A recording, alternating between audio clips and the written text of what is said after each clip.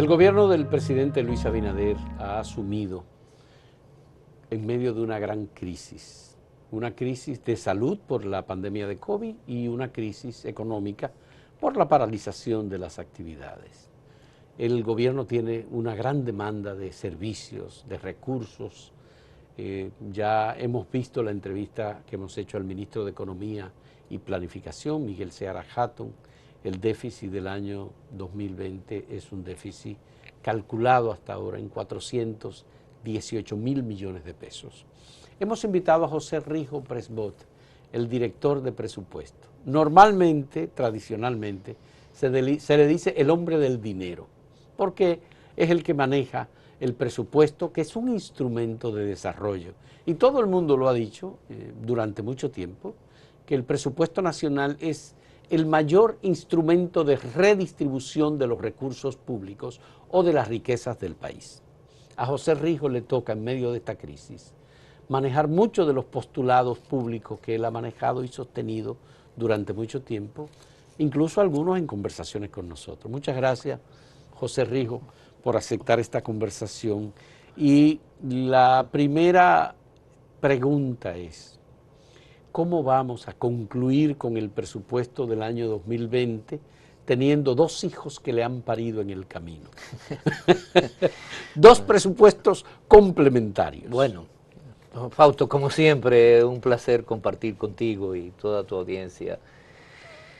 De verdad es que ha sido un gran reto. Ya. Un gran reto porque lo que encontramos fue una falta de planificación tremenda por parte y una irresponsabilidad del manejo del Estado de la administración pasada. Tú recordarás que aquí, cuando se sometió el presupuesto, el mal llamado presupuesto complementario, sí, a finales de mayo, que se aprobó en junio con la ley 6820, nosotros advertimos que el gobierno estaba sobreestimando los ingresos. Es decir, que los ingresos con que ellos estaban diciendo que íbamos a terminar el año, que eran unos 673.000 millones de pesos, eso no era posible lograrlo con la crisis y con todos los indicadores a la baja. Entonces ahí nos da el primer golpe, porque los ingresos con relación a lo que presupuestó originalmente el gobierno ha significado una disminución de 63.000 millones de pesos. En lugar de 673.000 que dijo el gobierno pasado que íbamos a recibir, nada más podemos percibir a final de año unos 610.000 millones de pesos. Entonces ya esos 63.000 millones de pesos es déficit. Déficit, por supuesto. No, es déficit. Por otro lado, los gastos fueron subestimados. Si yo sobreestimo los ingresos y subestimo los gastos, me da un déficit menor. Ellos subestimaron los gastos. ¿Y dónde fundamentalmente? Que no contemplaron hasta final de año todos los programas sociales y de mantenimiento de los empleos.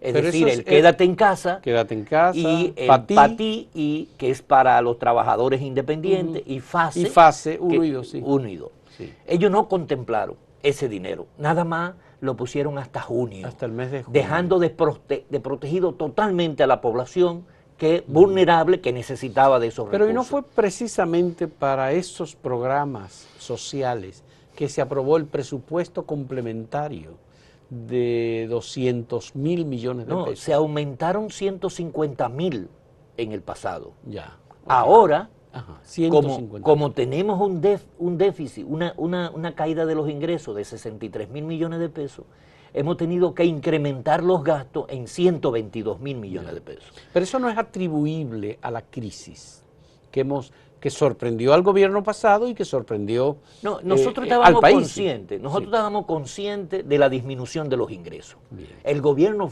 pasado fue que no lo transparentó y quiso presentar un déficit menor, no el real, no el que realmente se iba a culminar. De esos 122.000 millones de pesos que hemos tenido que incrementar en el gasto, adicionales que no estaban contemplados, estamos hablando de cerca de 90.000 millones de pesos solo para los programas sociales, es decir, unos 47.000 millones de pesos para quédate en casa y unos 42.000 millones de pesos para el Patí y FASE. Y FASE. Ya, además de eso, el presidente ordenó la necesidad de hacer una inversión rápida en atención de viviendas de mala calidad. Entonces, para eso hemos tenido que disponer de 4.600 millones de pesos para ese plan que el presidente anunció de mejoramiento de 30.000 viviendas. ¿Y ya están trabajando en ese programa? Indudablemente que sí. A través del Ministerio de Obras Públicas. A Públicas. través del INVI. El INVI. Del el INVI, Instituto Nacional de la Instituto Vivienda. Nacional de la Vivienda, que asume también la responsabilidad de ir liquidando la OISOE, porque la Oficina de Ingenieros de Obras del Estado se va a ir liquidando a medida que los contratos que ya estaban ahí se finalicen, ¿no? Que básicamente eran para la construcción de hospitales. ¿Y esos contratos no iban a ser revisados y auditados? Indudablemente que tienen que ser auditados. Antes de que se produzca la liquidación. Indudablemente. Por supuesto. Pero, aunque hemos visto las protestas de ingenieros, aunque, contratistas. Pero aunque en esos contratos, en la OISOE precisamente, el gobierno le pagó 3.700 millones de pesos sin haber sido auditado. Es decir, el gobierno hizo pagos antes de salir a determinados contratistas. Es decir, ¿le pagó a todos o solo a determinados contratistas? A determinados contratistas. Y esas de OISOE. De OISOE. 3.700. Eso lo hizo el ingeniero Francisco Payán. Del 31 de julio al 14 de agosto. Entre julio y agosto. Sí. ¿Cuánto fue? A OISOE 3.700 3.700 millones. Además de eso, pagaron 11.700 millones de pesos a los contratistas del famoso hormigón asfáltico caliente. Aquella denuncia de Alicia Ortega, que nosotros participamos en su ocasión, de asfalto que se contrataron sin el debido procedimiento ni norma, porque la misma directora de compra y contrataciones después al final dijo no se cumplieron. Es decir, no se hizo ninguna apropiación presupuestaria para esos contratos. Entonces, ¿qué hizo el gobierno pasado? Bueno, que el ministro de Hacienda se hace una emisión de 250 millones de dólares con el Banco de Reserva, y el Banco de Reserva se aplica esos 250 millones de dólares, y 14.000 y tanto, casi 15.000 millones, para pagar a esos contratistas de la OISOE y de el Ministerio de Obras Públicas del hormigón asfáltico caliente. Solo para pagar a esos contratistas. Solo para pagar a esos contratistas.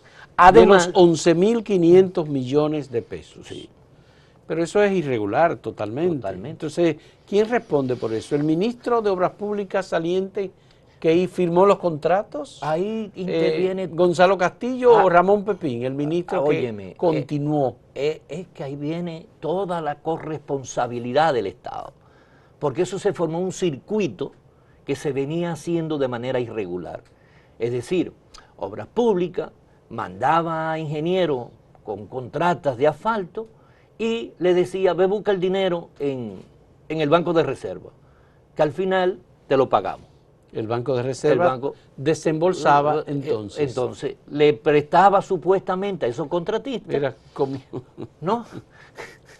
Es un procedimiento absolutamente irregular, ¿no? Le hacía el préstamo con garantía de... Además de eso generaba un interés. Por ejemplo, esos contratos generaron intereses por más de 5.000 millones de pesos. Y todo eso fue pagado por el Banco de Reserva con los 250 millones de dólares de emisión de bonos. Pero eso nos requiere una cosa que se llama cubicación. Claro. Porque es un término técnico para decir que la obra que se está pagando fue realizada. No, y no solamente eso, tiene que estar auditada. Porque nada de eso se cumplió. Contraloría General de la República, antes de finiquitar un pago, tiene que auditar y decir que se cumplió con el contrato. Nada de eso se cumplió. No se registró en contabilidad gubernamental ni en Contraloría esos gastos. ¿Cómo se procede en casos así con las personas que firmaron esos contratos? Mira, ya nosotros detectamos, entregamos la documentación y compra y contrataciones que es la que tiene que velar por el procedimiento, es el órgano rector, junto a ética gubernamental, tienen el expediente. ¿No? Ese expediente ellos deberán presentarlo a la Procuraduría General de la República. Claro que sí. Ese es lo que se conoce como el expediente del asfalto. Exactamente.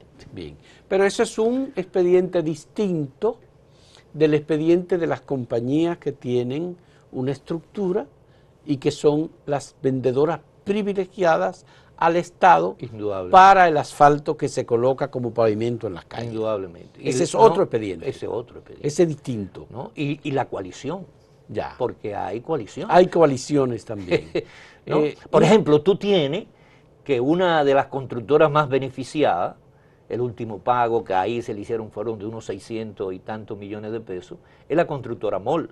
MOL. Y la constructora MOL tiene su oficina en un local donde están las compañías del ex ministro de Obras Públicas, Gonzalo Castillo. Y ese lugar donde está constructora MOL tiene es una garantía de un préstamo que tiene el IDOSA. Entonces, ahí hay... ¿no? Es decir, que constructora MOL es propiedad de Gonzalo Castillo. Es parte. Yo no del digo, entramado. Yo no digo que sea de Gonzalo Castillo, pero es asociada. Y así hay otras compañías asociadas que fueron utilizadas indudablemente para este tipo de contrato irregular, entregado de grado a grado, sin ningún procedimiento de compra. Pero eso es parte de los gastos, ¿no?, que al utilizar recursos financieros que nosotros pensábamos utilizar, no lo podemos utilizar porque ya se cubrieron esos gastos que no estaban en el presupuesto. Entonces eso nos obliga a tener que seguir buscando dinero para los gastos prioritarios que tenemos, como son los de salud. Porque, por ejemplo, para salud se le está haciendo un incremento, por un lado, de 15.000 millones de pesos. La salud.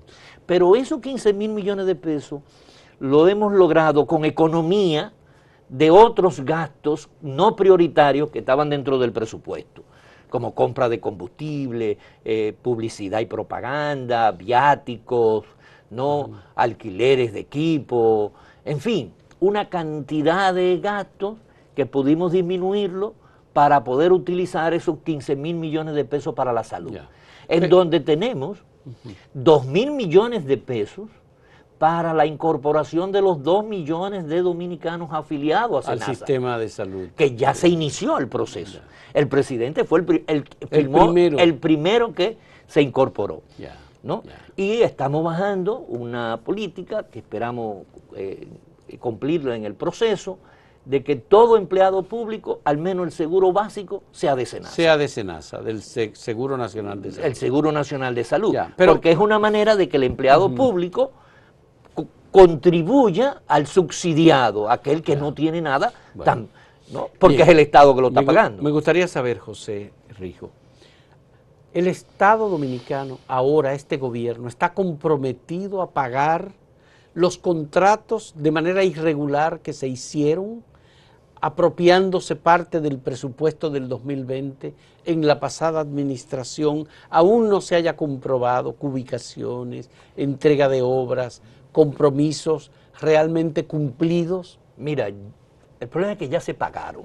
Ah, que ya se pagó. Es que ya están pagos. El gobierno anterior los pagó antes de irse. 20.900 millones de pesos entre el 31 de julio y el 14 de agosto. 20.900 millones de pesos. ¿Y por qué el presidente habló de 35.600 millones de pesos en las últimas semanas del pasado gobierno? Pero estoy hablando de esos gastos nada más. Porque hay una cantidad de gastos y hay contratos que no se van a pagar, porque ¿qué pasa? Lo que se conoce como disminución de cuenta por pagar es lo que antes nosotros lo denominamos la deuda administrativa. Para el 2011 la deuda administrativa eran 1.100 millones de pesos.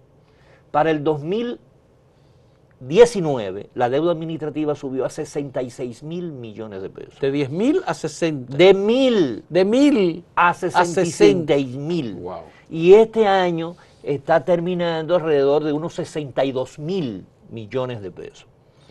¿Qué es deuda administrativa? ¿Qué es deuda administrativa? Eso quería preguntarte. Porque Es cuando un funcionario adquiere un bien o un servicio sin tener la apropiación de fondo para cubrirlo. ya. Es decir, Eso no estaba en el presupuesto. no, esos 11.500 no estaban el año pasado para el presupuesto, pagar, ya. ¿no? ¿Y de quién es responsabilidad esa deuda administrativa? Del funcionario, que tiene que cubrirlo con su patrimonio. Su propio patrimonio. Como dice la ley. Eso es lo que dice la ley. Claro. ¿No? ¿Qué? Es decir, y es una de las cosas que le estamos diciendo a los nuevos funcionarios. No hay deuda administrativa. Es decir, si usted va a comprar un bien que cuesta 300, una inversión de 300 millones de pesos, y usted tiene disponible 100 millones, usted nada más puede contratar 100 millones. Usted no puede contratar los 200. Ya. Los 200 es si ya se determinó que este año vamos a pagar 100 y el próximo año vamos a pagar 200. Ya. Pero si eso no está contemplado para el año que viene, esos 200 son de usted, señor funcionario. Usted tiene que Y usted buscarlo tiene que de buscarlo su propio patrimonio. patrimonio. Es la ley. Bien. ¿Hay algún caso, algún antecedente No.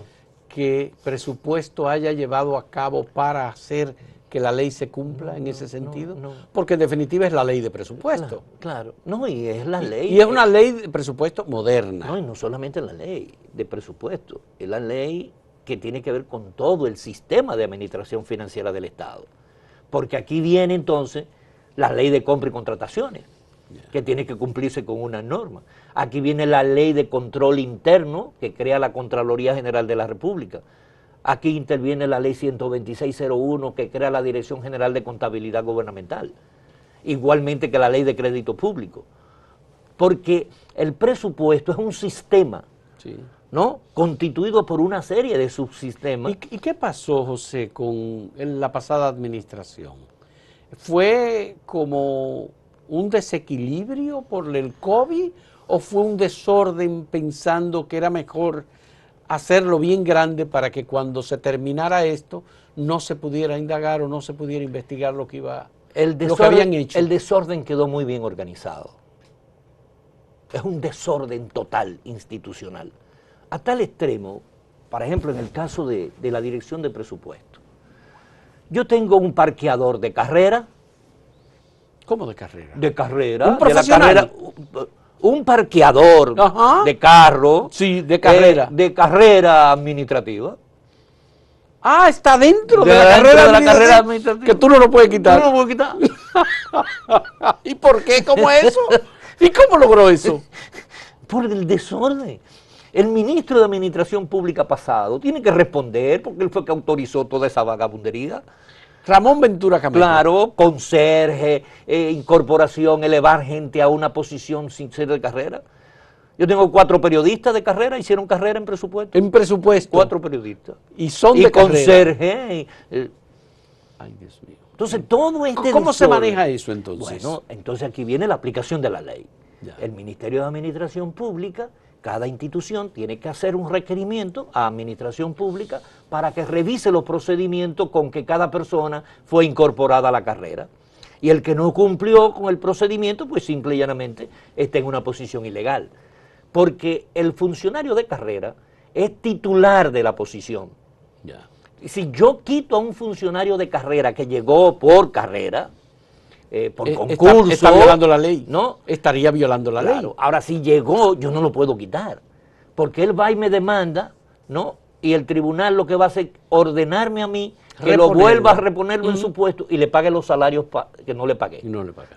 Porque es un derecho Ya. adquirido de titular del Pero puesto. Darío Castillo Lugo, el ministro de Administración Pública, le recomendó al ministro de Relaciones Exteriores que los casos, creo que eran 49 miembros del cuerpo diplomático que estaban siendo pasados a la carrera al último momento del pasado gobierno, podía él mismo desestimarlo. Claro, porque fue en transición. En Y transición. ya, no tenía validez hacer eso. Y en el caso de la dirección de presupuesto, esas personas que pasaron a la carrera y lo hicieron a la carrera. Lo estamos revisando. Y vamos a hacer un mandato y el que no cumpla, pues simple y llanamente. Y si es de carrera y cometió alguna falta, también se va. También. Porque no es solamente el problema de que haya funcionarios de carrera, es que fueron cómplices Ya. de las violaciones reiterativas de las leyes. Bueno, en tus propias palabras, se trata de un desorden total, bien organizado, Sí, para que no se descubra. sí, pero se Sí. está descubriendo y se va a desmontar. Bien, vamos a hacer una primera pausa en este diálogo con José Rijo Presbot, director de presupuesto de la administración del presidente Luis Abinader.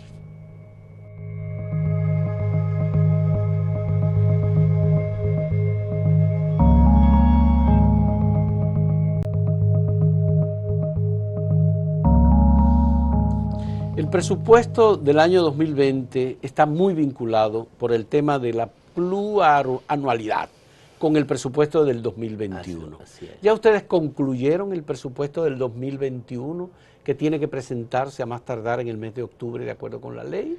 ¿O van a pedir una dispensa? No, indudablemente que todavía estamos trabajando fuertemente porque hemos iniciado un proceso de formulación con un tope de institucional en los gastos operativos del 2019, respetando el incremento salarial que pudo haber existido durante el año 2020. Ya. El tope es el presupuesto del 2019, del año pasado. Estamos trabajando sobre eso. Sobre esa base. ¿No? Bien. Para ir definiendo luego las inversiones, gastos de capital, pero los gastos operativos van a ser ahí, con disminuciones también en determinados renglones, ¿no? Ya. En otros vamos a tener que incrementarlo. Por ejemplo, en salud, este año no vamos a tener el mismo presupuesto como vamos a terminar este año en salud, porque en salud vamos a terminar con un presupuesto de valor de el 2.7% del PIB, Ya. ¿no? Ya. Pero es por los programas Pero COVID. por los programas. Por Ok. ejemplo, solamente ahora le incorporamos 6.000 millones de pesos para compra de la prueba PCR, PCR, ¿no? sí. Unos 2.000 millones de pesos para incentivo de los personal. médicos, ¿no? Y por otro lado, otros 2.700 millones también de incremento a esos incentivos para nuevos médicos que se están incorporando. Todo eso tiene un impacto para el año que viene. La SENASA, al incorporar los 2 millones nuevos, eso nos produce un impacto de más de 6.000 millones de pesos para el año que viene. Este año fue un incremento de aquí a diciembre de 2.000 millones de pesos. ¿Alguna variación en relación con el 4% del PIB? No, el 4% para educación se mantiene para educación, indudable, ese es un tope que no vamos a... ahora, como el PIB ha bajado, ¿no? Se reduce Se también reduce un poco en términos proporcionales. absoluto, en términos absolutos, pero ahí tenemos todo el plan que se ha diseñado para poderlo implementar ahora, buscando conectividad, tablet, computadora, todo el programa de capacitación que cuesta alrededor de 27.000 millones de pesos a educación. Tuvimos que agregarle 10.000 millones adicionales este año a educación para poder completar este programa que conlleva primero una capacitación a los profesores, luego a los padres, es decir, un programa. ¿Y cuáles son las instituciones que sufren más con el corte que se está haciendo para ese presupuesto del 2021? Todas las instituciones, todas, ahora nosotros las tocamos todas para disminuirle publicidad, disminuirle personal transitorio, esas nominillas, compra de automóviles, manejo discrecional de combustible, por ejemplo, y eliminación de funcionarios que no existen, ¿no? Por ejemplo, en la Dirección General que no existen en la administración pública, en la estructura, pero que sí están designados estaban ahí y en presupuesto. Por ejemplo, en la Dirección General de Presupuesto habían 5 asesores, Ajá. con 200.000 pesos, Cada uno. combustible, chofer, vehículo, ¿no? Y Todo eso y yo dije, queda no, fuera. En mi estructura no hay asesores. No hay Mis asesores. asesores son los funcionarios que están ahí. Exactamente. Y si necesito una asesoría particular, pues hace un concurso y se contrata a una compañía, una empresa que me dé algo puntual, Ya. ¿no? Y le dije, yo no voy a tener, por suerte se fueron todos antes de yo llegar. Sí. Asesores con salarios de 200,000 pesos, jipeta, y seguro que tenían asistentes. De todo. Porque yo he visto tarjetas que... No, pues claro que sí, de todo, un equipo. Bueno. Yo tenía uno con tarjeta de combustible, que tenía 246,000 pesos acumulados de combustible en una tarjeta. En una tarjeta. Uno. 246,000 pesos. Eso es dinero público. No, pero ven acá. Quiten eso y devuélvanlo. Devuélvanlo. ¿No? Entonces, no vamos a... El presupuesto del 2021 no es el presupuesto que el que nosotros queremos, ni el que nosotros pensamos hacer. Ya. Va a ser el del 2022. Ya. Porque, señores, este año solo estamos perdiendo 50,000 millones de pesos en ingresos con relación al año pasado. Al año 2019. ¿No? 50,000 millones. 50,000 millones de pesos menos. Claro, se está reduciendo bastante la factura petrolera, pero los ingresos del Estado Óyeme, el 84% de la caída del turismo. También. ¿No? Zona franca, el 50%. Y no hay preocupación de parte del gobierno, el Ministerio de Economía, sobre el efecto que puede tener en general sobre la economía y el empleo, la reducción de personal y esos cortes. A nivel aquí viene lo que es la calidad del gasto. Y departamentos. Aquí viene la calidad del gasto. Sí. Porque tú estás disminuyendo gasto de dispendio para ponerlo en gasto de productividad. Y cuando hablamos de gasto de productividad, por ejemplo, en salud estamos haciendo una gran inversión, pero es para dar más calidad en salud. Una reparación general de las emergencias y de los hospitales. Ampliación de las plazas médicas y fortalecimiento a partir de año de las unidades de atención primaria en salud. Porque por ahí es que tiene que comenzar. Y hay todo un plan para activar y equipar y preparar el personal en las unidades de atención primaria en salud. Entonces, el lado de la vivienda, por ejemplo, hay un gran apoyo para el desarrollo de las viviendas porque eso es una de las grandes deudas sociales que se tiene con este país. Agua, mucha inversión en agua. El 70% de la población no tiene acceso a agua potable, ¿no? Sí. Y el presidente ha dicho que esas son sus prioridades. La agricultura, incentivar las presas, mejorarlas para que haya más regadío, los canales de riego. Es decir, inversión va a haber para aumentar la producción y no bajar el gasto, porque si tú disminuyes el gasto, te va a afectar el crecimiento de la economía. Entonces, de alguna manera, con el gasto tú tienes que empujar el crecimiento de la economía.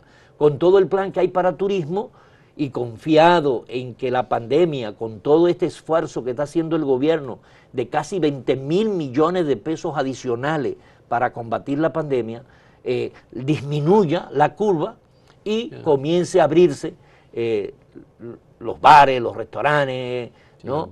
Y además un gran operativo de fortaleza para el cumplimiento de la norma de quédate en casa. Bien, una pregunta, José, que me parece inquietante. ¿De cuánto es el déficit que podría proyectarse para el presupuesto del 2021? He visto que el presidente ha hecho compromisos importantes, inversión comprometida, Manzanillo, las computadoras laptop y las tabletas para los estudiantes, los proyectos que ya, la cobertura solamente de 2 millones de personas adicionales para SENASA es un compromiso presupuestario muy importante. Bueno, el incentivo a los policías. Bueno, ya todo eso nosotros lo contemplamos en el presupuesto de este año. Es decir, que en el reformulado nosotros pusimos la de incorporación de los nuevos afiliados. Sí. Hay obras, grandes obras, proyectos de grandes obras, no solamente lo de Manzanillo o el desarrollo en Pedernales o la carretera del Ámbar, Santiago Santo Domingo, Santiago Puerto Plata. Sí, claro. ¿No? Que van a ser inversiones que se están buscando alianzas público-privado, ¿no? Con la nueva ley ya se creó, que no existía, la Dirección General de la Alianza Público-Privado, como un órgano adscrito a la Presidencia de la República, con una estructura ya creada, presupuestaria y de personal, Ahí está nuestro amigo Sigmund Freud, que es una persona... excelente abogado. Un abogado y conocedor de las relaciones de lo público y lo privado, ¿no? Ampliación de fideicomiso, principalmente para todo el plan de vivienda, reformular, no quedarnos solamente en lo que fue la Juan Bosch, el proyecto Ciudad Juan Bosch, ¿no? Pero me inquieta mucho que la alianza público-privada normalmente inicia sus operaciones con inversiones públicas. Bueno, esa es mi preocupación. Bueno, eso es parte de todo lo que se está programando y que nos impide todavía darte un número para el año 2021. Dame una semana, porque, óigame, el esfuerzo, yo quiero que la gente entienda que la crisis que existe en el país, por la pandemia y por la economía cerrada en el mundo, por primera vez el 90 países están en decrecimiento económico. Totalmente. Con déficit de 16, 18, 21, 23% de su PIB. Sí.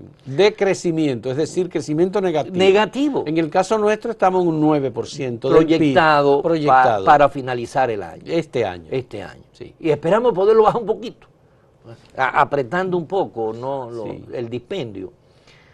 Pero uno viendo el hacer en una modificación al presupuesto, en una semana que tuvimos que hacer, lograr que el Congreso lo aprobara a unanimidad, ¿no? Un respaldo de conciencia política por parte de los legisladores de las diferentes bancadas, que nosotros agradecemos, y montar en 30 días, porque de acuerdo a la Constitución, el presupuesto debe entregarse al Congreso a más tardar el 1 de octubre. 1 de octubre. Es decir, nosotros tenemos apenas 20 días para entregar ese presupuesto. Y si lo pones a distancia del 16 de agosto, es un periodo de 45 2 meses, días. Menos de 2 meses. 45 días.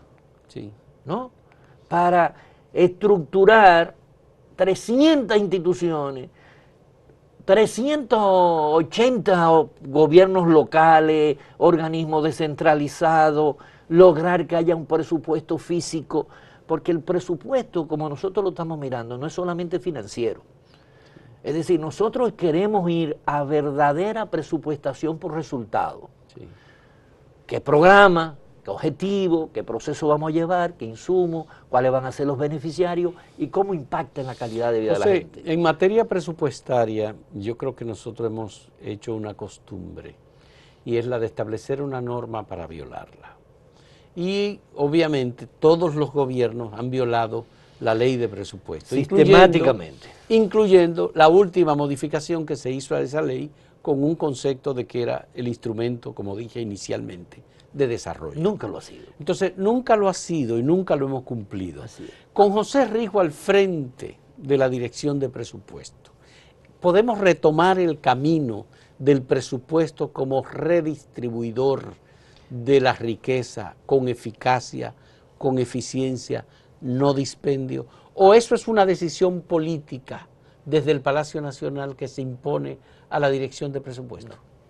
Mira, el presidente, y aquí te lo confieso, ¿no? Cuando me pidió, era un compromiso de cumplimiento de la norma, cumplimiento de la ley. Vamos a cumplir la ley. Vamos a cumplir la ley y vamos a llevar a todo el mundo a la cultura de la legalidad.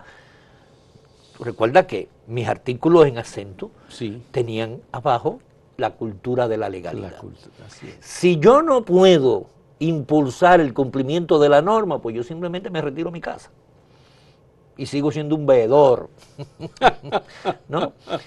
Porque el cumplimiento es una construcción cultural que tú tienes que romper con que el que llega al Estado es para servirse, es para andar con una parafernalia, es para demostrar poder. El gobierno, el Estado, es para brindarle servicios de calidad a la gente. Y para poder brindar servicios de calidad, tú tienes que tener cumplimiento de la norma. Sí. Si en misma no, ¿qué yo le estamos diciendo? Vuelvo y te repito, el presupuesto nuestro no es el del 2021, es del 2022. Sí. Porque desde enero vamos a comenzar a aplicar lo que dice la norma. Por ejemplo, ¿qué dice la norma? La norma dice que no puede haber ningún cargo que no esté ningún cargo puede tener salario, puede tener remuneración, si no está definido en la estructura de puesto de la institución de acuerdo al manual de organización y función de la institución aprobado por el Ministerio de Administración Pública. Pero ahí se vincula la Dirección de Presupuesto con el Ministerio de Administración Pública. Claro. Por ejemplo, La ley establece, todo nombramiento tiene que pasar por Administración Pública primero y por presupuesto. Pero la ley establece muy claramente que nadie puede ganar más que el presidente de la República.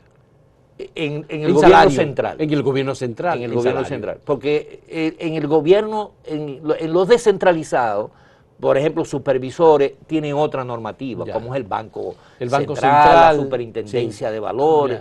Las superintendencias tienen que manejarse con un nivel de sector privado. De sector privado. ¿No? Para que el sector privado no los ahogue. Salarios competitivos con el sector privado, ¿no? Porque el discutir con un gerente de un banco que te está ganando 1 millón de pesos con una persona que te está ganando 150.000 pesos, se presta para cualquier cosa. Aunque obviamente la política debe incluir un elemento importantísimo de equidad.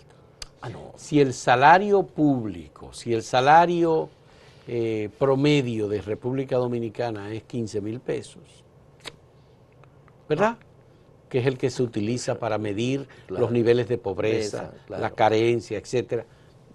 Yo creo que es importante que el Estado también tome en cuenta que no hay una persona que pueda ganar 15.000 pesos con otro que esté ganando 1.500.000. Pero tú tienes las mismas instituciones. Es que la discrecionalidad, cada funcionario se creía que era dueño, era un feudo. Bueno, y cada quien establecía su propio nivel de salario. O le decía al consejo, tú tienes que ponerme esto. O distribuir beneficios, como hemos visto en el caso. Hay hasta bonos de cumpleaños. Sí. En la administración te llega un bono. Ya. Óyeme, por Dios. Nada de eso está en la apropiación presupuestaria, ¿verdad que no? No va a estar. No va a estar. No va a estar. ¿No? Y repetimos, si a ti te toca, si hay un departamento con un director y es una secretaria, ¿no? Y un asistente, eso es lo que usted lleva. Entonces no puede tener 3 asistentes, porque no existe ese cargo. Por ejemplo, en la Dirección General de Presupuesto, y yo quiero poner el ejemplo mío, directo, ¿no? Habían 2 subdirectores. Fíjate hasta dónde llegaba el desorden, que la Ley Orgánica de Presupuesto indica que debe haber un director y un subdirector en la Dirección General de Presupuesto. Sí. Y habían 2 por decreto. ¿Qué pasó? Que el que estaba ahí en el 2004, que fue ratificado 2008, ¿no? Fue ratificado en el 2008 por un decreto. Sí. Nombraron a la cuñada del presidente como su directora en el 2012, la cuñada de Danilo Medina, en el 2012. Y como no derogó el decreto del otro, se quedaron los 2. Se quedaron los 2. Con salario. Y lo grande es que ninguno de los dos hacía nada ya. Porque los funcionarios ahora dicen, pero eso fue un olvido. El subdirector que usted tiene existe ahora. Pero eso fue un olvido. Pero se quedó trabajando como subdirector y cobrando como subdirector. Sí. Y era el que más trabajaba, porque la otra no casi no. Y con asignaciones de combustible, presupuesto. De todo. Bueno.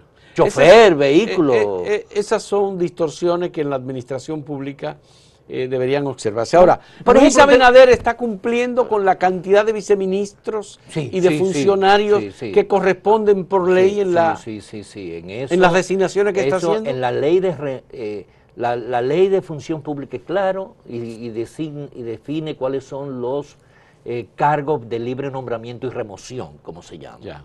Y el ministro de Administración Pública ha sido severo. Sí. ¿No? En las instituciones tienen un máximo hasta 6 viceministros, si su ley no lo contempla. Ya. Porque habían algunos que su ley le contemplaba 4, pero habían 6. Ya. Y habían 7 y 8.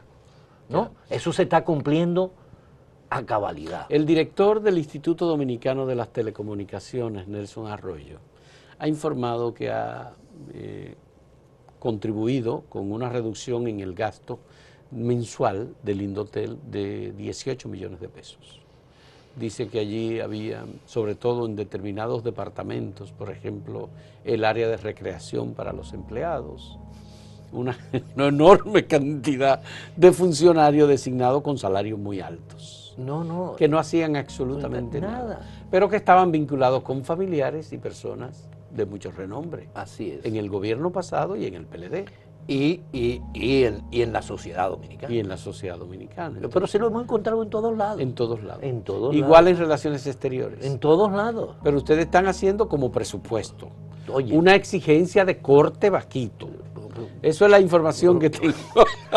Estamos trabajando, ¿no? Para tratar de que los chelitos rindan para las prioridades. Y las prioridades del presidente fundamentalmente ahora es salud, es agua, es vivienda, seguridad. Por ejemplo, a todos los policías y militares que están en el programa COVID se le hizo un incremento a sus incentivos de un 10%. Qué bien. ¿No? Y fíjate que ese incentivo no estaba contemplado en el presupuesto. No estaba contemplado. Si no lo pusimos ahora en la modificación que hicimos. Y eso es aparte del salario. Eso es aparte del salario. Que también fue cambiado. Y entonces ahí estamos trabajando de la mano directa con el Ministerio de Interior y Policía y con el director de la policía para hacer una revisión profunda al sistema salarial de la Policía Nacional. Porque tú sabes que en la policía hay muchos especialismos, sí, ¿no? Sí. Entonces el especialismo, por ejemplo, si un coronel te gana 39,000 pesos y lo ponen como director de un departamento, le sube 50,000. Y ya los 50,000 más los 39,000 le sirven para su pensión. Su pensión, que son 80,000. Son 81. Entonces, todo eso tenemos que transparentarlo. Bien. Hay muchos empleados que no entienden que los incentivos que se le da le afecta a su futuro.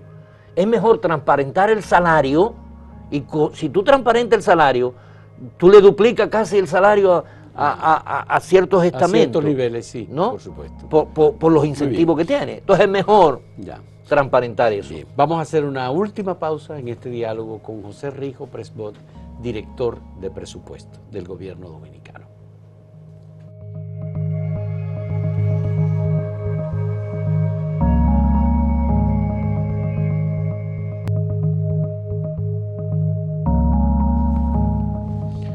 José Rijo, me interesa saber, ¿ustedes creen que en el tiempo prudente de los meses que quedan de este año pueden organizar mejor el desorden que recibieron y pueden comenzar con un presupuesto para el año 2022, ya me lo dijiste, que el que va a ser el verdadero presupuesto real del PRM para ustedes? Así es. Es decir, ¿cuánto tiempo se va a llevar la reorganización del desorden que ustedes han recibido? Mira, lo primero es ver cómo culminamos este año. Eso es porque la crisis, señores, tú tienes que buscar 100,000 millones de pesos solo para cumplir con el quédate en casa, nos implica que vamos a hacer a partir de enero, ¿no? Porque ese impacto significaría 180,000 millones de pesos para el año que viene, lo cual no es posible. No es posible. Entonces tenemos que jugar, ver, analizar. Pero ¿qué pensamos nosotros? Que con las medidas de transparentar los gastos, porque eso es otra cosa. Tú entras a una institución y buscas transparencia y buscas la nómina y es un PDF ahí dificilísimo Es personal increíble. ¿no? Y una cantidad. Entonces, ¿qué estamos orientando nosotros? Y vamos a orientar. En total los empleados públicos creo que llevan a 700,000. Óyeme, eso no... Cuando tú comienzas a hacer cruce con organismos autónomos descentralizados, eso, hay como 50,000 que están cruzados. Cruzados. Que están cobrando. Cobrando en ambas instituciones, claro, en dos claro, y en tres instituciones. Claro, entonces todo eso se va a ir limpiando. Es un proceso. Sí. Es un proceso. Pero si nosotros logramos que cada institución haga su presupuesto sincero, en presupuestación hay un principio que se llama el principio de sinceridad, que todo presupuesto tiene que cumplir. Y es que los gastos y los ingresos tienen que ser calculados de la forma más precisa posible. Entonces, ¿cuál ha sido la tónica de presupuestación en este país? Cada año incremental. Se incrementa algo de cada año. Entonces, tú tienes una línea, eventos generales, y tiene ahí 10 millones de pesos. Y dice, ¿qué es eso? Eventos generales. Ah, pero eso es para hacer un acto, para celebrar el brindis del cumpleaños del director, del aniversario de la institución, del día de los enamorados, el día... Gastando en eso. Dije, pero si yo me economizo 8 millones de pesos ahí, se lo puedo dar a los empleados. Te pongo el caso nuestro, para no irme muy lejos, para que veamos cómo es, que vaya, cómo va. Nosotros estamos haciendo un esfuerzo por poner el ejemplo. Sí. Y decirle, mira, así es que tenemos que hacerlo. Por ejemplo, en la institución nuestra había un seguro internacional de salud. Para los directores. Para los directores. Solamente. Solamente. Y yo pregunto, ¿y el seguro complementario de aquí, quién lo paga? Cada director, cada empleado. Cada empleado. Paga su seguro. Tienen un seguro básico y su seguro complementario lo pagan ellos. Sí.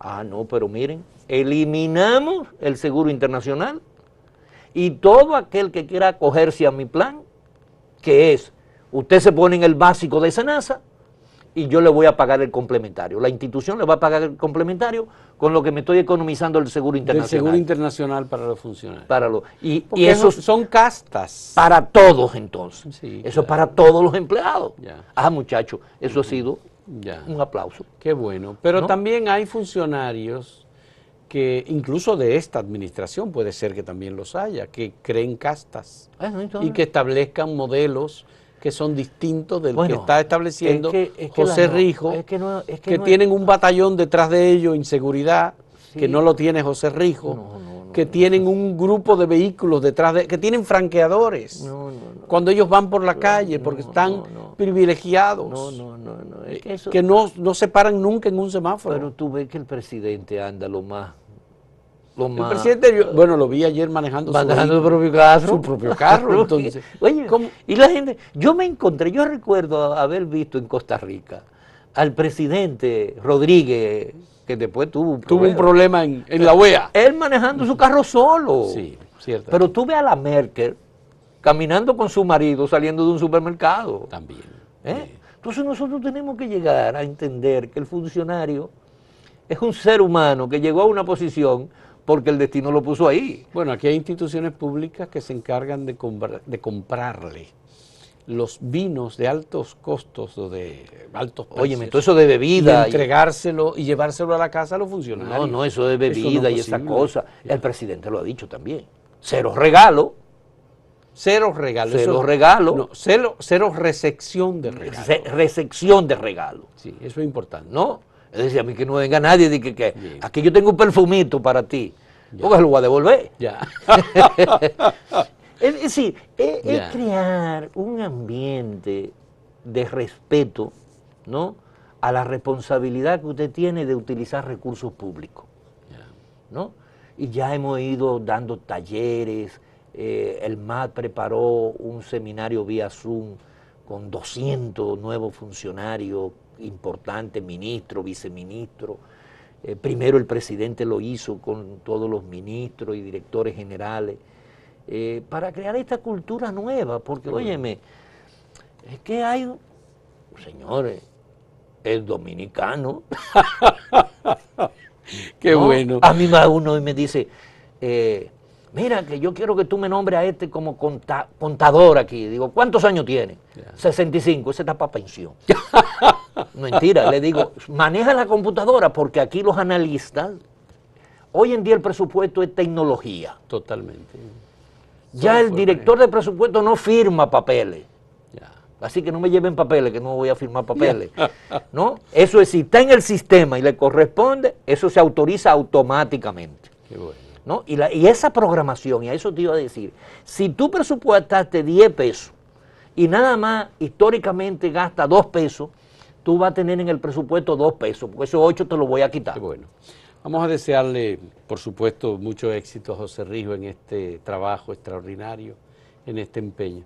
A José Rijo lo conocemos porque él ha sido uno de los educadores públicos con mayor profundidad en el conocimiento del presupuesto y de divulgación de información. José, tú tienes un compromiso con este país por las cosas de transparencia, de educación que tú has postulado públicamente durante muchos años.